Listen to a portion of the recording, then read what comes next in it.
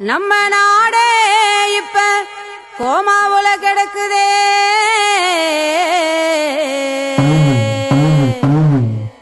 உரிமைய கேட்டாக்கா உள்ள தூக்கி வைக்கிறானே, கருத்துரிமை பேசினாக்கா பாவி கழுத்த வந்து நெரிக்கிறானே. காஷ்மீர் ரோசாவும் இப்ப கண்ணீரை வடிக்குதே. மணிப்பூரும் தீப்பிடிச்சு ஐயோ பத்திக்கிட்டு எரியுதே. பிரசாதம் வித்தவெல்லாம் இப்ப சாமியவே விக்கிறானே. ஓட்ட வாங்கி ஏமாத்தத்தான் அவன் காவடிய தூக்குறானே. சுடுகாட்டு நெருப்பெடுத்து ஐயோ வெளிச்சம் ஒண்ணு காட்டுறானே. பாவிசன ஏமாந்தா பட்ட நாமத்தை தான் திட்டுறானே.